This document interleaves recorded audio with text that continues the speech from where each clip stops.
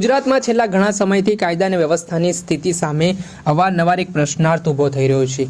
લોકોમાં પણ એક ડરનો માહોલ જોવા મળી રહ્યો છે। તે વચ્ચે જે રીતે જે ગુનાહિત પ્રવૃત્તિ આચરનાર આરોપીઓ છે તેમનું સરઘસ કાઢવામાં આવી રહ્યું છે, ઘટના સ્થળ ઉપર લઈ જઈને તેમનું રિકન્સ્ટ્રક્શન કરવામાં આવી રહ્યું છે। તેના કારણે આરોપીઓમાં એક ડર બેસે અને આ પ્રકારનું કૃત્ય કરતા જે લોકો છે તેમની પણ શાન ઠેકાણે આવે તે માટે પોલીસ દ્વારા પ્રયાસ પણ કરવામાં આવી રહ્યા છે। ત્યારે અલગ અલગ મુદ્દાઓ જે અલગ અલગ ઘટનાઓ ગુનાહિત બની રહી છે તે લઈને પોલીસ દ્વારા અવારનવાર ઘટનાનું રિકન્સ્ટ્રક્શન કરીને આરોપીનું સરઘસ પણ કાઢવામાં આવતું હોય છે।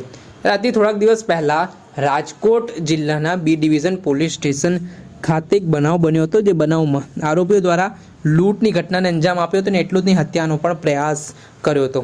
આ ઘટનાના સંદર્ભમાં બી ડિવિઝન પોલીસ સ્ટેશન ખાતે આરોપીઓ વિરુદ્ધ ફરિયાદ નોંધાઈ હતી અને આ મામલાને લઈને ઊંડાણપૂર્વક તપાસ પણ કરવામાં આવી હતી।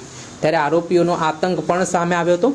આ સમગ્ર ઘટનાને ધ્યાનમાં રાખીને બી ડિવિઝન પોલીસની ટીમ દ્વારા આરોપીઓની ઓળખ માટે અલગ અલગ ટીમો બનાવવામાં આવી હતી અને ગણતરીના કલાકોમાં આતંક મચાવતા જે આરોપીઓ છે તેમની ધરપકડ કરવામાં આવી હતી। ત્યારબાદ ધરપકડ કરીને જે બી ડિવિઝન પોલીસ સ્ટેશન હદ વિસ્તારમાં જે આરોપીઓએ લૂંટની ઘટનાને અંજામ આપ્યો હતો તે ઘટના સ્થળ ઉપર રાજકોટ બી ડિવિઝનની પોલીસની ટીમ છે તેમણે આરોપીઓને સાથે રાખીને ઘટનાનું રિકન્સ્ટ્રક્શન કર્યું હતું, તેમનું સરઘસ પણ કાઢ્યું હતું।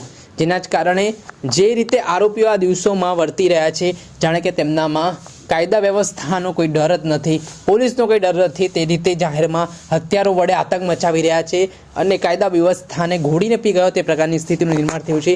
ત્યારે આ ગુનેગારોને, આ આરોપીઓની શાન ઠેકાણે લાવવા માટે પોલીસ દ્વારા પણ તેમની સર્વિસ કરવામાં આવતી હોય છે ને ત્યારબાદ તેમનું ઘટના સ્થળ ઉપર લઈ જઈને રિકન્સ્ટ્રક્શન પણ કરવામાં આવતું હોય છે। પરંતુ શું આ ઘટનાથી ખરેખર આરોપીઓમાં ડર બેસશે? શું જેવી રીતે આરોપીઓ બેફામ બન્યા છે તે કાબૂમાં આવશે? તેને લઈને એક મોટો સવાલ ઉઠ્યો છે। ત્યારે આગામી સમયમાં જોવું રહ્યું કે આરોપીઓની હિંમત તોડવા માટે પોલીસ કયા પ્રકારની કાર્યવાહી કરે છે। દર્શક મિત્રો, એન કવરેજ ન્યૂઝને આપ લાઇક કરો, સબસ્ક્રાઇબ કરો અને શેર કરવાનું ભૂલતા નહીં।